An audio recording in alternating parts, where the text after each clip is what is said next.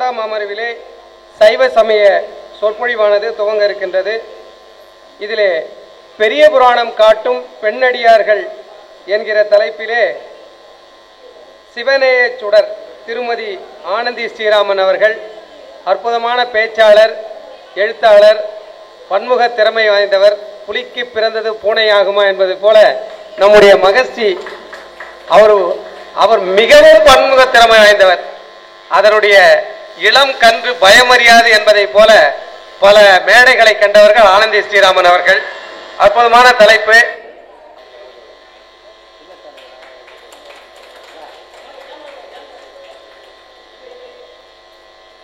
ஓம் நம சிவாய. தென்னாடுடைய சிவனே போற்றி, எந்நாட்டவர்க்கும் நிறைவா போற்றி. ஐந்து கரத்தினை யானை முகத்தினை இந்தின் நிலம்பிரை போலுமேற்றினை நந்தி மகந்தனை ஞான கொழுந்தினை புந்தியில் வைத்தடி போற்றுகின்றேனே. மூவிரு முகங்கள் போற்றி, முகம்பொழி கருணை போற்றி, எவரும் துதிக்க நின்ற ஈராறு தோள் போற்றி, காஞ்சி மாவடி வைகும் செவ்வேல் மலரடி போற்றி, அண்ணான் சேவலும் மயிலும் போற்றி, திருக்கைவேல் போற்றி போற்றி. கருத்தன எந்ததன் கண்ணன வண்ண கனக வெற்பிற் பெருத்தன பாலழும் பிள்ளைக்கு நல்கின பேரருள் கூர் திருத்தன பாரமும் மாரமும் செங்கை சிலையும் மம்பும் உருத்தன மூரலும் நீயும் அம்மே என் முன் நிற்கவே. காதலாகி கசிந்து கண்ணீர் மல்கி ஓதுவார் தமை நன்னெறி குய்ப்பது வேதம் நான்கினும் மெய்ப்பொருளாவது நாதன் நாமம் நம சிவாயமே. உலகெல்லாம் உணர்ந்து ஓதற்கரியவன் நிலவுலாவிய நீர்மலி வேணியன் அழகில் சோதியன் அம்பலத்தாடுவான் மலர் சிலம்படி வாழ்த்தி வணங்குவான். அன்பிற்கும் மரியாதைக்கும் உரிய ஸ்ரீ ராஜராஜேஸ்வரி வழிபாட்டு மன்ற அமைப்பாளர் பெருமக்களே, அதன் தலைவராக மற்றும் செயல்பாடுகளை எல்லாம் எடுத்து செய்து கொண்டிருக்கும் திரு அருணை முருகன் அவர்களே, மற்றும் இதை சைவ சமய எழுச்சி மாநாடாக சிறப்பாக 5 அமர்வுகளாக இன்று நடக்கவிருக்கின்றது. அந்நிகழ்வுகளை காண இங்கு வந்திருக்கும் அனைத்து சான்றோர் பெருமக்களையும், பெரியோர்களையும், தாய்மார்களையும், குழந்தைகளையும் வருக வருக என வரவேற்று என்னுடைய அன்பான வணக்கங்களை உங்களுக்கு உரித்தாக்குகின்றேன். 12ஆம் திருமுறையான பெரிய புராணம், அந்த பெரிய புராணம் காட்டும் பெண்ணடியார்கள், அதுதான் எனக்கு கொடுக்கப்பட்ட தலைப்பு. அந்த தலைப்புக்குள்ளே செல்வதற்கு முன்னால் அவ்வளவு சிறப்பான அடியார்களின் வரலாற்றை பாடிய சேக்கிழார் பெருமானை பற்றி சிறிது நாம் கலந்தாலோசித்துவிட்டு பிறகு அந்த தலைப்புக்குள் செல்லலாம் என்று இருக்கின்றேன். காலம் 12ஆம் நூற்றாண்டு. தொண்டை மாநிலத்திலே குன்றத்தூர் என்னும் ஊரிலே பிறந்தவர்தான் நம் சேக்கிழார் பெருமான். மிகுந்த புலமை வாய்ந்தவர். அவருடைய புலமையை கேள்விப்பட்டு சோழ நாட்டிலே 2ஆம் குலோத்துங்கன் என்று அழைக்கப்படுகின்ற அனபாய சோழன் என்பவன் நம் சேக்கிழார் பெருமானை அவருடைய முதல் மந்திரியாக அமைத்துக் கொள்கின்றான். மிகச் சிறப்பாக மந்திரிக்கான அனைத்து வேலைகளையும் அவர் சிறப்பாக செய்து கொண்டிருக்கின்றார். அவ்வாறு இருக்கும் வேளையிலே மன்னவன் இளையவன், வயதில் சிறியவன் என்பதினால் பல புலவர்களை அழைத்து பல கதைகளை எல்லாம் சொல்லுமாறு கேட்டுக்கொண்டிருக்கின்றான். அப்பொழுது வரும் புலவர்கள் எல்லாமே இன்ப நாட்டத்தை அதிகரிக்கக்கூடிய கதைகளாகவே சொல்லிக் கொண்டிருக்கின்றார்கள். இதையெல்லாம் பார்த்து கொண்டிருந்த சேக்கிழார் பெருமான் ஒரு அரசனுக்கு இம்மாதிரியான இன்ப நாட்டம் மிகக்கூடிய கதைகளை எல்லாம் கேட்டால் அரசாண்மை கெட்டுவிடும் என்பதனால் மந்திரி ஆயிற்று மிகவும் லாபகமாக அரசனிடம் சென்று, அரசே, இம்மாதிரியான கதைகளை எல்லாம் கேட்பதினால் நாம் அரசாட்சி மேம்பட முடியாது. உங்களுக்கு அப்படி சில கதைகளை கேட்க வேண்டும் என்று இருந்தால் நான் நல்ல அருட்கதைகளை, ஞான கதைகளை வேண்டுமானால் சொல்லட்டுமா அப்படின்னு கேட்கிறார். உடனே அரசனும் என்ன பண்றார், ஒத்துக்கிறார், சரி சொல்லுங்க அப்படின்னு. அதனால இவர் என்ன பண்றார், சுந்தரமூர்த்தி நாயனார் அருளி செய்த திருத்தொண்ட தொகை இருக்கு இல்லையா, தில்லைவாழ் அந்தனர்தம் அடியார்க்கும் அடியேன், திருநீலகண்டத்து குயவனார்க்கும் அடியேன், இல்லையே என்னாத ஏற்பகைக்கும் அடியேன், இளையாந்தன் குடிமாறன் அடியார்க்கும் அடியேன், வெல்லுமா மிகவல்ல மெய்ப்பொருளுக்கடியேன், விரிபொழுசூர் குன்றையார் விரண்மிண்டற்கடியேன், அல்லிமென் முல்லையந்தர் அமர்நீதிக்கடியேன், ஆரூரன் ஆரூரில் அம்மானுக்கானே. 11 பாடல்களா வரும். அந்த பாடல்களை மையமா வச்சுக்கிறார். அதுக்கப்புறம் அதற்கு பிறகு எழுதிய நம்பியாண்டார் நம்பி ஒரு பக்க வடிவிலே அமைத்த அந்த பாடலையும் வைத்துக்கொண்டு சில வரலாறுகளை எல்லாம் சேகரித்து கொண்டு அந்த 2ஆம் குலோத்துக்கனுக்கு இந்த அடியார் பெருமக்களினுடைய கதைகளை சொல்ல ஆரம்பிக்கின்றார். அவ்வாறு ஒவ்வொரு கதைகளாக சொல்கின்றார். தில்லைவாழ் அந்தனர்தம் அடியார்க்கும் அடியேன், தில்லைவாழ் அந்தனர்களும் 3000 பேர், அதில் சிவபெருமானும் ஒருத்தர் அப்படின்னு அவர்களோட கதை. அந்த மாதிரி அடுத்தடுத்து இருக்கின்ற இல்லையே என்னாதை ஏற்பகைக்கும் அடியேன் அப்படின் போது ஏற்பகையாருடைய கதை அப்படின்னு அவர் சொல்லிக்கிட்டே வர்றார். இத கேட்க கேட்க கேட்க மாசுபட்டு கிடந்த அவரோட மனசு என்ன ஆகுதுன்னா, நல்ல ஒரு தெளிவு கிடைக்குது, ஞானம் கிடைக்குது, பக்தியில் ஈடுபாடு கிடைக்குது. ஒரு அந்நாளில் அரசு சோழ நாடு எவ்வளவு பலத்தோடு இருந்தது, அதெல்லாம் சேக்கிழார் பெருமான் சொல்ல சொல்ல எல்லாம் அவர் கேட்டதும் இதை நீங்க ஒரு நூலாவே செய்யலாமே அப்படின்னு கேட்கிறார் 2ஆம் குலோத்துங்கன். அப்படின்னா நான் தில்லைக்கு போகணும் அப்படின்னு சொல்றார் சேக்கிழார் பெருமான். உடனே அவர் அந்த பெரிய புராணம் திருத்தொண்டர் புராணத்தை ஏற்றுவதற்காக எங்க அனுப்பப்படுறாருன்னா தில்லைக்கு வர்றார் சேக்கிழார். வரும்பொழுது அவருக்கு தேவையான அனைத்து உதவிகளையும் மன்னன் செய்து கொடுக்கிறான். ஒரு சித்திரை மாதம் திருவாதிரை நட்சத்திரத்தின் பொழுதுதான் அந்த தில்லை நடராஜ பெருமானாலேயே உலகெல்லாம் என்று அடியெடுத்து கொடுக்கிறான். கொடுக்க எப்படி சுந்தரருக்கு இறைவன் எடுத்து கொடுத்தாரோ தில்லைவாழ் அந்தனர்தம் அடியார்க்கும் அடியேன் என்று சேக்கிழார் பெருமானுக்கும் சிவபெருமானே அடியெடுத்து கொடுக்கின்றார் உலகெல்லாம் என்கின்ற ஓர் மங்கள சொல்லினை. அந்த மங்கள சொல்லை ஆரம்பித்துதான் உலகெல்லாம் உணர்ந்து ஓதற்கரியவன் என தொடங்கி உய்ய உலகெல்லாம் என அந்த உலகெல்லாம் என்ற வார்த்தையோடு 4281 பாடல்கள் பெரிய புராணத்தை அவர் அமைக்கின்றார் சேக்கிழார் பெருமான். அது சித்திரை திருவாதிரை முதல் வருடமத்தில் தொடங்கி அடுத்த வருடம் சித்திரை திருவாதிரை நன்னாளிலே முடிகின்றது. அத்தனை வரலாறுகளும் முதலில் 60 வரலாறு தான். பிறகு சேக்கிழார் பெருமான் சுந்தரமூர்த்தி நாயனார் வரலாற்றையும் அவர் தந்தை தாயாரான இசைஞானியார் சடையனார் வரலாற்றையும் சேர்த்து 63 நாயனார்களின் வரலாறுகளையும் படைக்கின்றார். அப்பதை அரங்கேற்றம் செய்யப்படும் அந்த நாளிலே 2ஆம் குலோத்துங்க சோழன் என்ன செய்கின்றான் என்றால் அவனுடைய பட்டத்து யானையிலே சேக்கிழாரையும் அமர வைத்து பெரிய புராணம் எனப்படுகின்ற அந்த திருத்தொண்டர் புராணத்தையும் அந்த பட்டத்து யானையின் மேல் அமர்த்தி தானும் சேக்கிழாரின் பின்னால் அமர்ந்து கொண்டு சேக்கிழாருக்கு இருபுறமும் கவரி வீசுகின்றான் மன்னன். அப்படி வலம் வருகின்றது. அந்த நிலையிலே செய்விக்கப்பட்டதுதான் இந்த பெரிய புராணம் என்னும் நூல். ஆதலால் அந்த சேக்கிழார் பெருமானை மனதார வேண்டிக் கொண்டு அவருடைய படைப்பான அந்த பெரிய புராண அடியார்களுக்குள் செல்லலாம் என்று இருக்கின்றேன். குறள் ஒன்று உண்டு. வையத்து வாழ்வாங்கு வாழ்பவன் வானுரையும் வையத்து வாழ்வாங்கு வாழ்பவன் தெய்வத்துள் வானுரையும் தெய்வத்துள் வைக்கப்படும் என்று ஒரு குறள் உண்டு. இந்த மண்ணிலே நல்ல விதமாக வாழ்ந்து கொண்டிருப்பவர்களை ஒழுக்கமாகவும் கடமைகளை செய்து கொண்டிருப்பவர்கள் வானிலே உரையும் தெய்வத்திற்கு ஒப்பாக குறிப்பிடுவார்கள்.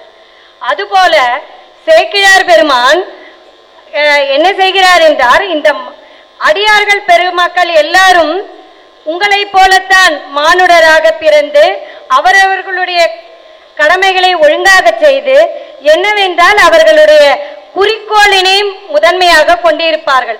ஏதாவது ஒரு குறிக்கோளினை கொண்டு அந்த குறிக்கோள் இடையராது தன் வாழ்நாள் முழுவதும் செய்பவர்கள். அதற்கு இடையூறாக எந்த தடங்கள் வந்தாலும் அவர்கள் ஏற்றுக்கொள்ள மாட்டார்கள். தன் உயிரையும் விடக்கூட துணியும் அளவிற்கு செயற்கரும் செயலை செய்த பெரியவர்கள். அந்த பெரியோர்களை சிவபெருமான், விநாயகர், முருகன், அம்பாள் இருக்கும் அந்த ஆலயங்களிலே வரிசையாக கைகூப்பி நிற்கும் தெய்வீக அளவிற்கு கொண்டு வந்து நிறுத்தியவர் சேக்கிழார் பெருமான் என்றால் மிகையாகாது. வரிசையாக பார்த்திருப்பீங்க இல்லையா? 63 நாயன்மார்களும் கோவிலுக்கு போனா தெய்வீக நிலைமையில் இறைத்தன்மையோடு இருந்திருப்பாங்க. முதல்ல அவங்கள நம்ம வேண்டிக்கிட்டு தான் உள்ள சிவபெருமானியே நம்ம பார்க்கறதுக்கு போவோம். அத்தகைய மானுடர்களை தெய்வமாக்கிய பெருமை சேக்கிழாருக்கு உண்டு. அதே போலத்தான் பெண்களை மிகவும் உயர்த்தி காட்டியவர் சேக்கிழார் பெருமான். அவர் பெரிய புராணத்தை எழுதிய காலம் 12ஆம் நூற்றாண்டு. ஆனால் அதில் வாழ்ந்த பெண்ணடியார்கள் மற்ற அடியார்களினுடைய காலம் எல்லாம் வேறுபடும். 2ஆம் நூற்றாண்டு, 3, 4, 5 பல்வேறு காலகட்டங்களில் வாழ்ந்த அடியார்கள். அதனால் அந்நாளிலே பெண்களுக்கு எப்படிப்பட்ட நிலைமை இருந்தது, அவர்கள் அந்த வாழ்க்கை சூழலில் எப்படி பக்தி செய்தார்கள், எப்படி அடியார் பெருமக்களாக விளங்கினார்கள் என்பதை பற்றியெல்லாம் பெரிய புராணத்தில் சேக்கிழார் மிகவும் சிறப்பாக நமக்கு எடுத்து காட்டுகின்றார். அதிலே மொத்தம் சேக்கிழார் எழுதிய பெரிய புராணத்தில் பெண்ணடியார்கள் என்று பார்த்தால் 3 பேர். இசைஞானியார், மங்கையர்க்கரசியார், காரைக்கால் அம்மையார். இவர்கள் திருக்கோவிலிலே வைத்து நாம் வழிபடுகின்ற நாயன்மார்கள். இதை தவிர பெரிய புராணத்திலே இடம்பெற்றுள்ள பெண் அடியார்கள் என்று பார்த்தால் அவர்களை குறிப்பிட்டு சொல்லவில்லை என்றாலும் அனைத்து அடியார் பெருமக்களுக்கும் உதவியாக இருந்தவர் பெண்ணடியார்கள். அத்தனை பெண்ணடியார்கள் என்றால் 42 பெண்ணடியார்கள் இருக்கிறார்கள் பெரிய புராணத்தில். அதில் தாய் என்கின்ற நிலைமையில் இருந்தோர் 5 பேர், மகள் என்ற நிலையில் தொண்டாற்றியவர்கள் 7 பேர், தாதி என்ற நிலையில் சந்தன தாதி சிறுதொண்டர் வரலாற்றில் வருவார் அல்லவா, அதுபோல அந்த தாதி என்ற நிலையில் இருந்தவர்கள் 11 பேர். தமக்கை நிலை என்றால் திலகவதியார் உடன் பிறந்த நிலையில் இருந்தவர் ஒருவர் தான், அவர் திலகவதியார். மற்றும் மனையரம் பூண்டவர்கள், அதாவது கணவனினுடைய தொண்டிலே ஈடுபட்ட அவர்களுடைய மனைவிமார்கள் 21 பேர். மொத்தம் 42. இந்த 3 தெய்வீக நிலையில் 45 பெண்ணடியார்கள் பெரிய புராணத்திலே சேக்கிழார் பெருமானால் பெருமைப்படுத்தி பாடப்பட்டிருக்கின்றார்கள். அதிலே நாம் அத்துணை பெண்ணடியார்களையும் நாம் பார்க்க முடியாது. அதனால் ஏதாவது ஒரு பெண்ணடியாரை மட்டும் எடுத்து நாம் பேசுவதற்குத்தான் இப்பொழுது காலமானது நமக்கு கை கொடுக்கின்றது. தில்லைவாழ் அந்தனர்தம் அடியார்க்கும் அடியேன், திருநீல கண்டத்து குயவனார்க்கும் அடியேன். ஒரு சில வரிகள் மட்டும் ஒரு சில பெண்ணடியார்களை சொல்லிவிட்டு அந்த பெண்ணடியாருக்கு நான் செல்கின்றேன். திருநீல கண்டத்து குயவனார்க்கும் அடியேன். குயவனார் என்னும்போது அவர் மண்பாண்டங்கள் எல்லாம் செய்து விற்பவர். பெரிய புராணம் பொறுத்த மட்டில் அடியார் பெருமக்கள் அவரவர்கள் என்ன தொழில் செய்கிறார்களோ அதை வைத்து அவர்கள் அடியார்களுக்கு உதவி செய்வார்கள். இவர் திருவோடு செய்து வரும் சிவனடியார்களுக்கெல்லாம் கொடுப்பதை வழக்கமாக கொண்டிருந்தார். பிறகு இவர் எப்பொழுதுமே திருநீலகண்டம் திருநீலகண்டம் திருநீலகண்டம், வாயை திறந்தாலே திருநீலகண்டம் என்று சொல்வார். அவருக்கும் ஒரு சின்ன சபலம் இருந்தது. பிற பெண்களோடு இருக்கும் அந்த பழக்கம். ஒரு நாள் அவ்வாறு வேறொரு பெண்ணோடு இருந்து விட்டு வருகின்றார். இதை அவருடைய துணைவியார் அறிந்து கொண்டு விடுகின்றார். சங்க காலத்தில் இருந்தே பரத்தியர் வீடு சென்று திரும்பும் ஆண்மகனை யாரும் கண்டித்ததாக இலக்கியங்களிலேயே கிடையாது. அந்த சிலப்பதிகாரத்தில் கூட கண்ணகி கோவலன் மாதவி வீட்டுக்கு வந்த பொழுது கூட ஏன் என்று கேட்கவில்லை. தீரா ஒழுக்கம் புரிந்தீர் என்று ஒரே வார்த்தை தான் சொல்லிவிட்டு கோவலனோடு சேர்ந்து விடுவாள். ஆனால் இந்த சைவ மங்கையான திருநீலகண்டத்து குயவனாரின் மனைவிதான் என்ன சொல்கின்றார்? அவர் தன்னுடைய மனைவியை தீண்ட வரும் பொழுது தீண்டு வீராயின் எம்மை திருநீலகண்டம் என்று கூறிய முதல் பெண்மணி ஒரு சைவ பெண்மணிதான் என்பதில் நாம் மிகவும் பெருமை கொள்ள வேண்டும். புற ஒழுக்கத்தை எதிர்த்து கேட்டு குரல் கொடுத்த முதல் பெண்மணி சைவ பெண்மணி சைவ அடியார்தான் என்று பெரிய புராணம் நமக்கு காட்டுகின்றது. மிக அழகாக இதற்கு முன் பேசியவரும் சொன்னார்கள் இளையான்குடி மாறநாயனாரை பற்றி. அதாவது நாயன்மார்கள் எப்பொழுதுமே பொருள் பற்று வைத்ததே இல்லை. எந்த நாயனாருக்கும் பொருள் பற்று என்பதே கிடையாது. அவர்கள் தன்னிடம் உள்ள இருந்த எல்லாவற்றையுமே கொடுத்து விடுவார்கள் சிவனடியார்களுக்கு. அவ்வாறு கொடுத்து கொடுத்து வறுமையானது வந்து விடுகிறது. நள்ளிரவு நேரம் புயல், காற்று, மழை, குடிசையிலே இருக்கின்றார்கள். இறைவனானவன் அவர்களை தொண்டை வெளிக்காட்ட வேண்டும் என்ற ஒரே நோக்கத்தோடு தான் வருகின்றான் சிவபெருமான். உணவளிக்குமாறு கேட்க அவருக்கு வேறு ஆடைகளை கொடுத்து உலர்த்தி கொள்ள செய்துவிட்டு அதற்கு வழி கூறுபவளும் அவளுடைய பெண்தான். விதை நெல்லை இருக்கின்றது, அதை எடுத்துக்கொண்டு வந்தீர்களானால் சமைத்து கொடுக்கிறேன்.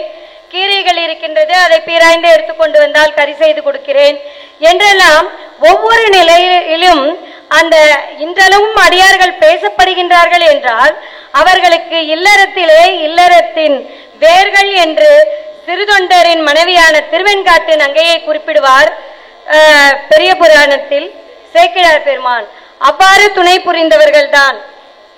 சிறுதொண்டர் வரலாற்றை எடுத்துக்கொண்டால் கூட வந்த அந்த அடியார் பெருமான் வீட்டிற்கு ஒரு குழந்தையாக இருக்க வேண்டும், 5 வயது நிரம்பி இருக்கணும், அங்ககீனம் இல்லாத குழந்தையாக இருக்க வேண்டும் என்றெல்லாம் சொல்கின்றார்.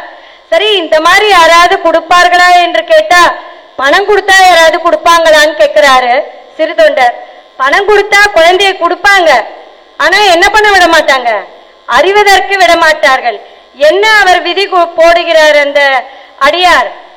தாயார் பிடித்துக்கொள்ள தந்தை அறிய வேண்டும், அந்த குழந்தையை அதில் கறியை சமைத்து போட வேண்டும். அந்த நிலையிலும் கூட என்ன செய்கின்றார் திருவெண்காட்டு நங்கை? தன்னுடைய கணவனின் தொண்டுக்காக அடியார்களுக்கெல்லாம் ஒரே ஒருவருக்கு தான் தொண்டு, இறைவன் தொண்டுதான் பெரிய தொண்டு ஆண் அடியார்களுக்கு. இந்த பெண் அடியார்கள் பொறுத்த மட்டும் 2 தொண்டு.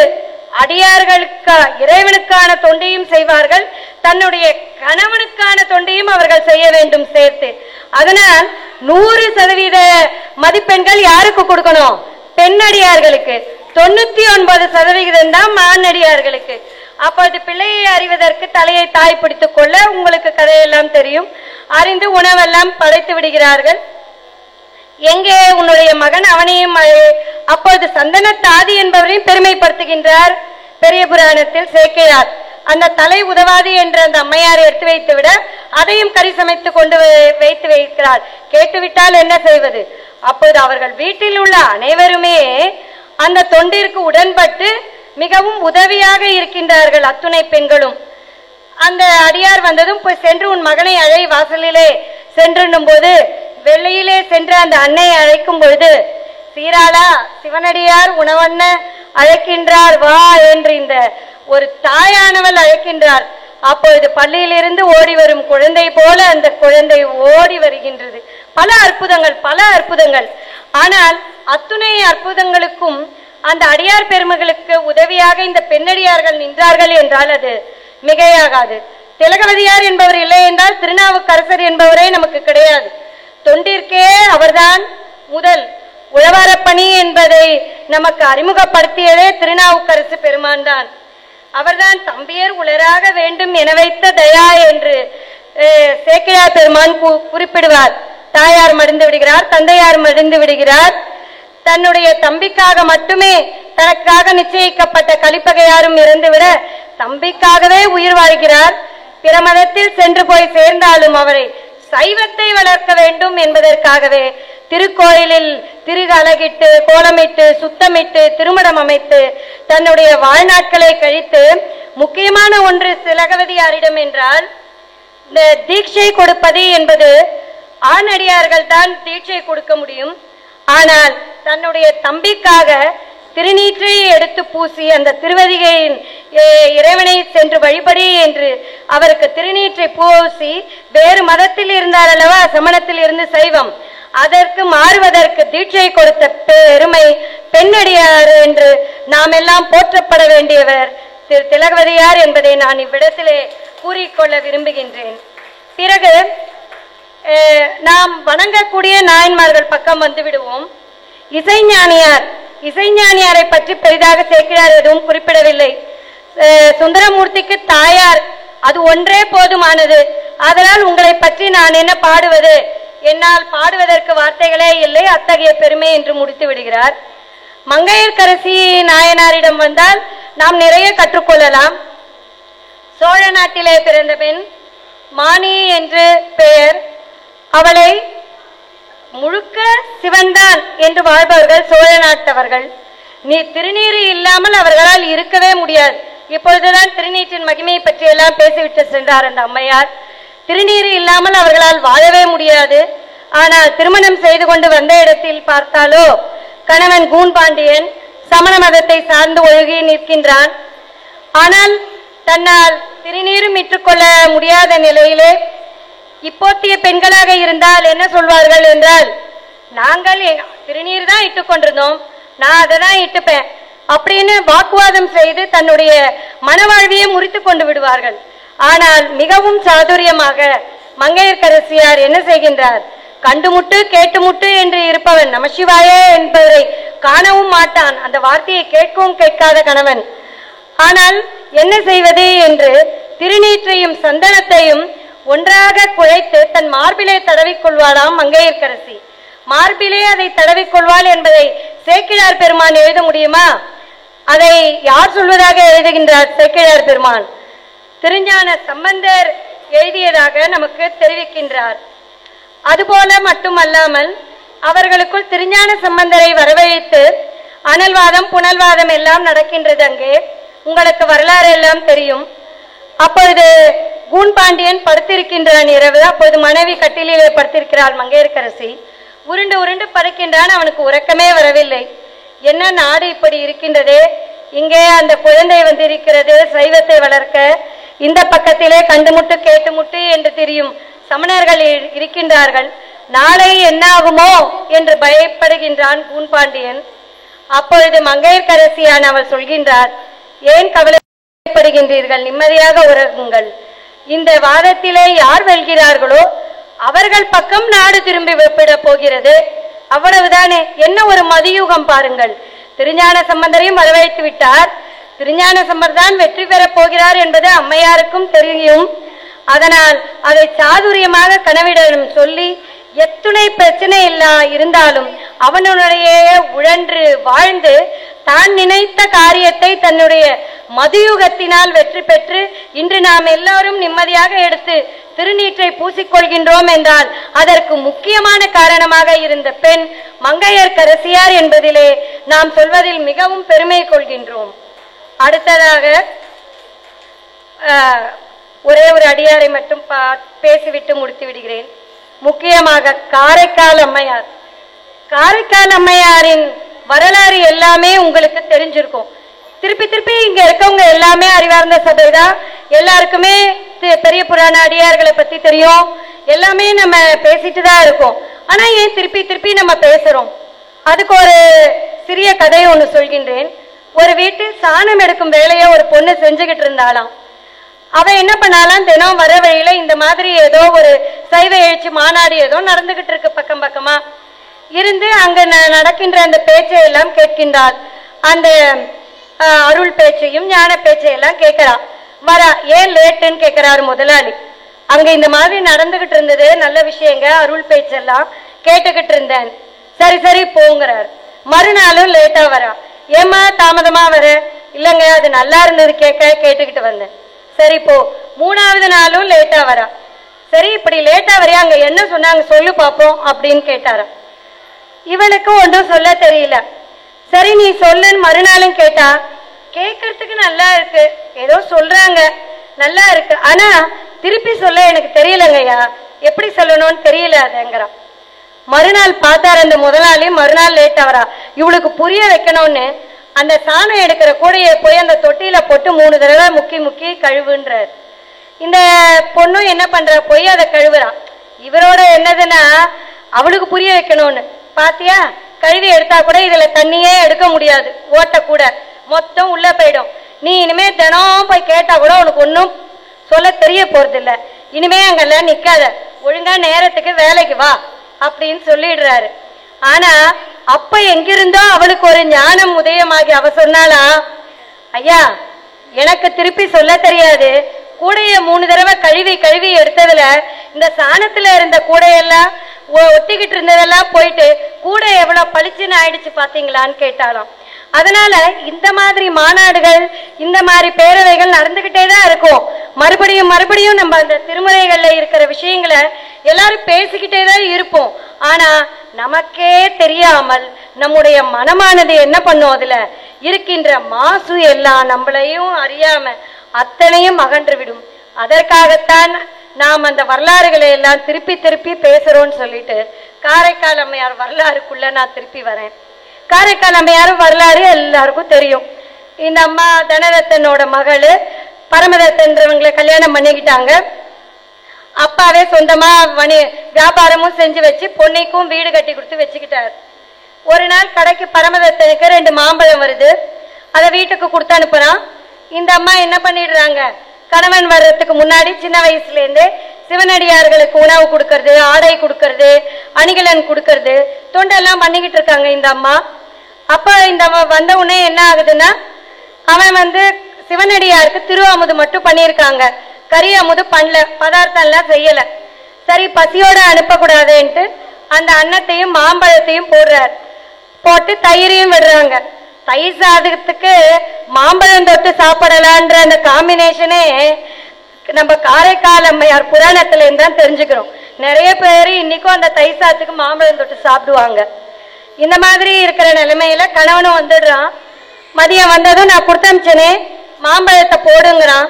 ஒரு மாம்பழத்தை போடுறா, மதுரக்கனி, ரொம்ப டேஸ்டா இருக்கு, சாப்பிட்டான். அவனால முடியல. இன்னொரு பழம் கொடுத்தனே அதையும் கொண்டு வான்றான். அதை கொண்டு வானது இந்த அம்மா பயந்துடுச்சு. இது நடக்கிறது காலத்தை நீங்க தெரிஞ்சுக்கணும். இன்னைக்கு இருந்த காலம் இருந்தா எனக்கு வேணும் பழம், நான் கொடுத்துட்டேன், உனக்கு என்ன இது போதும். இன்றைய நிலைமையில நம்ம கணவரோட பேசுற அந்த இதெல்லாம் நம்ம காரைக்கால் அம்மையார் காலத்தோட வச்சு பார்க்க முடியாது.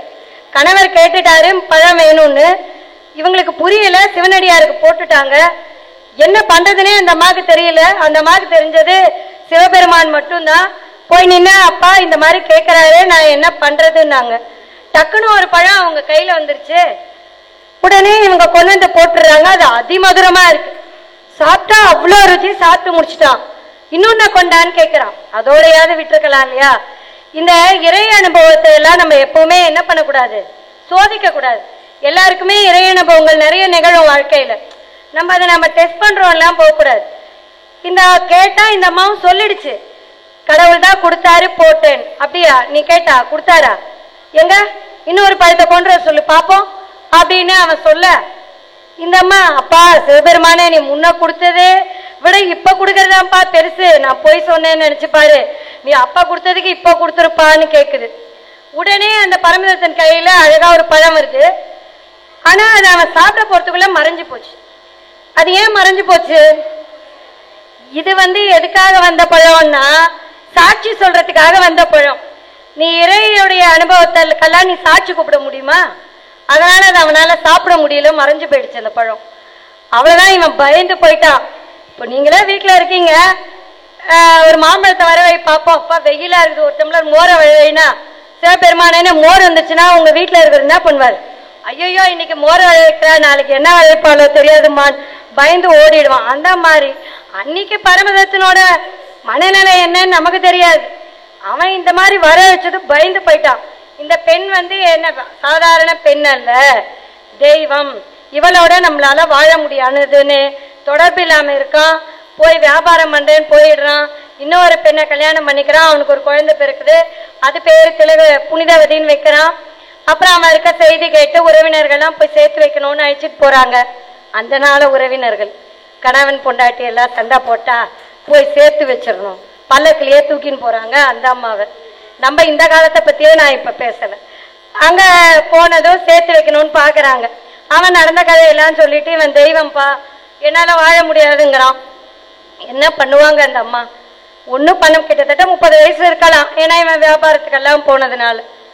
உடனே பரமதத்தனையும் நம்ம குறை சொல்ல முடியாது. நம்ம தொல்காப்பியத்துல மெய்ப்பாட்டியல்னு ஒண்ணு இருக்கு. அதுல வியப்பு என்ற ஒரு மெய்ப்பாட்டியல் வருது. அதுல என்ன வருதுன்னா, பெண்ணை தெய்வமாக கண்டபின் அவளோடு இருத்தல் முடியாததுன்னு போடுறாங்க தொல்காப்பியத்துல மெய்ப்பாட்டியல்ல. அதனால பரமதத்தின் செயலியும் அவனை நம்ம குறையெல்லாம் பேசக்கூடாது. அம்மா என்ன கேட்கிறாங்க சிவபெருமான் கிட்ட, இந்த சதை பொதியெல்லாம் இனிமே தூக்கிட்டு என்னால கோயில போகலாம் முடியாது. அந்த காலம் இப்பவே தனியாக பெண்கள் செய்ய முடியாத காலம்னா எப்படி சிவப்பணியும் தமிழ் பணியும் அந்த அம்மாவால செஞ்சிருக்க முடியும்? அந்த நாள்ல யோசிச்சு பாருங்க, 30 வயசு கிட்டதான் இருக்கும். அதனால எனக்கு வேண்டாம், பேயுரு குடுன்றாங்க. எத்தகைய பேய்? வணங்க தகுந்த பேய். நீங்க காட்டுற மாதிரி உன் பறக்கிற அப்படியெல்லாம் பேய் இல்ல, வணங்கத்தக்க பேய். எலும்பு உரு, இந்த சதப்பிண்டம் இல்லாத ஒரு எலும்பு உருவா அந்த அம்மா எதை கேட்டாலும் பண்ணிக்கிட்டு இருக்காரு சிவபெருமான். பின்னாடி அம்மான்னு கூப்பிட போறோன்றதுனாலயா என்னன்னு தெரியல, அந்த அம்மா என்ன கேட்டாலும் பண்ணிக்கிட்டு இருக்காரு, கொடுத்துட்டாரு. அதை எல்லாரும் வணங்கிட்டு ஓடிடுறாங்க, யாரும் பக்கத்துல நிக்கல. அப்பதான் அந்த அம்மா என்ன பண்றாங்க, கைலாயத்துக்கு காலாலே நடந்து நடந்து நடந்து நடந்து போறாங்க. கைலாயம் போயிட்டு காலாலேயே நடந்து போறாங்க. அங்க உமையம்மை பாக்குறா. என்புரு கொண்டு அன்பு கொண்டு வரும் இந்த பெண் யாருன்னு கேக்குறாங்க. அன்பின் திறம்தான் என்ன, இந்த என்பின் யாக்கையின் அன்பின் திறம் என்னன்னு அம்மா கேக்குறாங்க. அங்க உமையம்மையின் பார்வையும் யார் மேல விழுது? காரைக்கால் அம்மையின் விழுது. ராஜராஜேஸ்வரியினோட ஒரு பார்வை தனந்தரும் கல்வி தரும் ஒரு நாளும் தளர்வரியா இனந்தரும் நல்லெனவெல்லாம் தரும் அன்பர் என்பவர்க்கே கணந்தரும் உங்களால் அபிராமி கடைக்கண்களே. அந்த ராஜராஜேஸ்வரியோட பார்வையும் காரைக்கால் அம்மையார் மேல அங்க விழுது. உடனே கிட்ட வந்ததும் நம்ம சிவபெருமான், அம்மையை இவ யாருன்னா இவள் நம்மை பேணும் அம்மைகான் அப்படின்றார். அவருக்கும் அம்மை இல்லையா? ஆதியும் அந்தமும் இல்லாத அருட்பெருஞ்சோதின்றார் மாணிக்க வாசகர். ஆதியும் இல்ல அந்தமும் இல்ல, அவருக்கு தாயேன்னு கூப்பிடுறார். அதனால இப்ப அந்த அவருக்கு ஒரு இவங்க என்ன கூப்பிடுறாங்க, அப்பான்னு கூப்பிடுறாங்க. இந்த அம்மாவுக்கு அப்பா என்று நினைக்கிறார்கள், மகனே என்ற இருநிலையில் அழைக்கிறார். காரைக்கால் அம்மையார் அம்மான்றாங்க. இப்ப நம்ம உமையம்மைக்கு யார் கிடைச்சாச்சு? மாமியார் வேற கிடைச்சிட்டாங்க. இந்த அம்மாக்கு மருமகளும் கிடைச்சிருச்சு. சரி, உனக்கு என்ன வேணும்னு கேட்கிறார் சிவபெருமான். இரவாத அன்பு வேண்டி பின் வேண்டுகின்றார். என்ன கேட்கிறாங்க காரைக்கால் அம்மையார்? பிறவாமே வேண்டும், மீண்டும் பிறப்புண்டு, உனை என்றும் மறவாமே வேண்டும், இன்னும் வேண்டும், நான் மகிழ்ந்து பாடி அறவா உன் அடியின் கீழிருக்க என்றார். நான் என்னைக்கும் பிறக்க கூடாது, அப்படி பிறந்தாலும் என்ன உன் நினைப்பாவே வாழணும். ஆனா நான் எப்பவும் மகிழ்ந்து பாடி உங்க ஆடும்போதும் கீழே இருக்கணுங்கிறா. அப்பனா நீ எங்க வா, திருவாலங்காட்டுக்கு வாங்குறா. அப்ப நேர காரைக்கால் அம்மையார் தலையாலேயே நடந்து போறாங்க. தலையாலேயே திருவாலங்காட்டுக்கு போனதுனாலதான் இங்க யாரு திருஞான சம்பந்தரும் சுந்தரரும் அந்த தலத்தை மிதிக்காமலேயே திருவாலங்காட்டுக்கு வெளியில நின்னுக்கிட்டே பதிகங்கள் எல்லாம் பாடுறாங்க, உள்ளேயே போகல. அம்மை இன்றும் அங்கு மகிழ்ந்து பாடிக்கொண்டு அங்க அந்த அறக்கடவுளான சிவபெருமான் ஆட்டத்தின் கீழ் இருந்து பாடுறாங்க. அங்கு போனா அந்த அறையில இரவு நேரத்திலே அம்மை பாடுகின்ற அந்த இரவினோட சலங்க சத்தமும் அம்மையார் போடுகின்ற தாள சத்தமும் கேட்டுக்கொண்டே இருக்கின்ற அந்த சிவாச்சாரியார்கள்லாம் சொல்றத நம்ம கேட்கிறோம். முக்கியமா ஒரே ஒரு விஷயத்த சொல்லி முடிச்சிடுறேன். இந்த நால்வர்கள்லாம் பாடியிருக்காங்க இல்லையா, பதிகத்தின் பெருமையெல்லாம் சொல்லிட்டு போனாங்க இல்லையா, அப்பர் தேவாரங்கள்லாம் பாடினது. இதுக்கு எல்லாத்துக்குமே மூலம் அமைத்து கொடுத்தது யாரு அப்படின்னா நம்முடைய காரைக்கால் அம்மையார் தான். காரைக்கால் அம்மையார் என்னென்ன பாடி இருக்காங்கன்னா அற்புத திருவந்தாதி. அற்புத திருவந்தாதினா நீங்க இப்ப பாடுறோம் இல்லையா, நம்ம அபிராமி அந்தாதி, ஒரு வரியினுடைய கடைசியோட எழுத்தோ சொல்லோ அடுத்த அடியினுடைய முதலா வரும். அந்த மாதிரின அந்தாதி படைப்புகளை காலம் என்ன, கிபி 2ஆம் நூற்றாண்டு காரைக்கால் அம்மையார். திருஞான சம்பந்தர் காலம் எல்லாம் எடுத்துக்கிட்டோம்னா 7ஆம் நூற்றாண்டு. அப்போ இவர்களெல்லாம் பாடிய இந்த பதிக முறைகளுக்கெல்லாம் முதலாக வித்துட்டு கொடுத்தது யாரு? காரைக்கால் அம்மையார் தான். அபிராமி அந்த அதி மாதிரி அவங்க அற்புத திருவந்தாதின்னு சிவபெருமான் மேல என்ன பாடியிருக்காங்க, அந்த அதி பாடியிருக்காங்க. அதுக்கப்புறமா திருவிரட்டை மணிமாலை, ஒரு வெண்பா கட்டளை கலித்துறை, ஒரு வெண்பா கட்டளை கலித்துறை. தமிழாசிரியர்கள்லாம் இருந்தா தெரியும், தமிழ் அறிந்தவர்களுக்கு கட்டளை கலித்துறை எல்லாம் பாடுறது ரொம்ப கஷ்டம். ஒவ்வொரு வரியும் எண்ணி பாடணும், 4 வரியிலும் ஒரே மாதிரி எழுத்து இருக்கணும். நேரசையில் ஆரம்பிச்சா 16 எழுத்து, நிறைசையில் ஆரம்பிச்சா 17 எழுத்து. இந்த மாதிரி இருக்கணும் கட்டளை கலைத்துறை. யாருங்க சொல்லி கொடுத்தாங்க? இன்னைக்கு பாடுறாங்க கட்டளை கலைத்துறையில. ஆனா அதை முதல்ல எல்லாருக்கும் அடிக்கோல் வித்துட்டது யாரு? காரைக்கால் அம்மையார் தான். அதுக்கப்புறமா என்ன பண்றாங்க? திருவாலங்காட்டு மூத்த திருப்பதிகம். இன்னைக்கு நீங்க சொல்றீங்களே திருவெண்காட்டு திருப்பதிகத்தை பாட சொன்னேன், குழந்தை பிறந்தது. இந்த திருப்பதிகத்தை பாட சொன்னா இந்த பல்லன்னு சொல்றீங்கள, வேயுறு தோழி பங்கன் விடமுண்ட கண்டன் மிக நல்ல வீணு தடவி ஞான செம்பந்தர் கடைசியில என்ன சொல்லி முடிக்கிறார்? ஆன சொல்மாலை ஓதுமடியார்கள் வானில் அரசாழ்வார் ஆணை நமது. அந்த திருக்கடை காப்பு சொல்றாருல, சத்தியம் இது நடந்தான். அதையேதான் யார் சொல்றாங்க? அந்த மாதிரி பாடல்களை எழுதுறதுக்கு வித்திட்டது யாருதான்? காரைக்கால் அம்மையார் தான். காரைக்கால் அம்மையோட பாட்டுல அவங்க சொல்றாங்க, காரைக்கால் பேய்னு தான் தன்னை சொல்றாங்க, புனிதவதின்னு ஒரு நாள் சொன்னதில்லை. காரைக்கால் பேய் செப்பிய செந்தமிழ் பத்தும் வல்லார் சிவகதி சேர்ந்து இன்பம் எய்துவாரே. நான் சொன்னேன் இதெல்லாம் பாடி பண்ணா சிவகதி நிச்சயம் உண்டு. ஆலங்காட்டு மூத்த திருகம். காரைக்கால் பேய் தன் பாடல் பத்தும் பாடியாட பாவம் நாசமே. இந்த பாடல்கள் எல்லாம் நீங்க பாடினீங்கன்னா உங்க பாவம் எல்லாம் என்னமாயிடும்? அழிஞ்சு போயிடும். அப்பொழுது இந்த பதிக முறை 10 பாடல், அந்த பதிகத்துக்கான பலன் இதுக்கும் வித்துட்டது யாருதான்? காரைக்கால் அம்மையார் தான். இன்னைக்கு நம்ம நால்வர் பெருமக்களோ அதற்கு பின்வந்தவர்களோ பாடின எல்லாவற்றுக்குமே முதலாவதாக அடித்தளம் போட்டு கொடுத்த பெண்ணடியார் யாரு? காரைக்கால் அம்மையார். மட்டும் இந்த பண்ணுல திருமுறை பாடிட்டு போனாங்க. நட்டபாடை கேள்விப்பட்டிருக்கீங்கல்ல, பண் நட்டபாடை, பண் இந்தளம். ஞானசம்பந்தர் பாடின முதல் பாட்டு என்னங்க? ஞானசம்பந்தரோட முதல் பாட்டு தோடுடைய செவியன் விடையேறியோர். அது என்ன பண்? நட்டபாடை. இங்க அம்மா கொங்கை திரங்கின்னு மூத்த திரிபகத்துல நட்டபாடைன்ற பண்ணல பாடுறாங்க. அதே மாதிரி சுந்தரருக்கு முதல் பாட்டு என்னங்க? என்ன சுந்தரரோட முதல் பாட்டு? பித்தா பிறை சூடி. அதோட பண்ணி என்ன? இந்தளம். அப்ப அம்மா 8 இலவம்ன்ற இந்தளம் ராகத்துல பாடி இருக்காங்க. ஐயா சொன்ன மாதிரி சி.கே. சுப்பிரமணிய முதலியார் இந்த பண்ணெல்லாம் எந்த நேரத்துல பாடணும்னு வேற சொல்லியிருக்காருங்கய்யா. நட்டப்பாடே காலையில 6லேருந்து 8. அப்ப குழந்தை திருஞான சம்பந்தர் குளிக்க போனது காலையில குளிக்க போனது. அப்போ சிவபெருமான் வந்தது அந்த நேரம் தான் தோடுடைய செவியன். அதே மாதிரி இவர் தருத்தாட்கொள்ள வராரு இல்லையா, வயதான கிழவரா ஓலை எடுத்துக்கிட்டு. அப்ப அவர் பாடினது பித்தா பிறை சூடி பாடினது இந்தளம். இந்தளம் பாட வேண்டிய பண்ணுக்கான நேரம் 10லேருந்து 12. அப்ப எப்ப சுந்தரர் அவர் ஆட்கொண்டாருன்னு நீங்க கேட்டா நம்ம என்னத்தையும் சொல்லிடலாம் நேரத்தை. சரியா? 10லேருந்து 12 மணிக்குள்ள சுந்தரர் சிவபெருமான் ஆட்கொண்டாருன்ற நேரத்தையும் நம்ம சொல்லிட முடியும். அப்போ இந்த மாதிரி தமிழிசைக்கான பண்ணு, பதிக முறை, அந்தாதி முறை, கட்டளை கலித்துறை, வெண்பா, அதற்கு அத்தனையும் எதுலங்க இருக்கு? 12ஆம் திருமுறை, 12 திருமுறை இருக்குல்ல, 11ஆம் திருமுறை எடுத்து வீட்டுல போய் படிச்சு பாருங்க.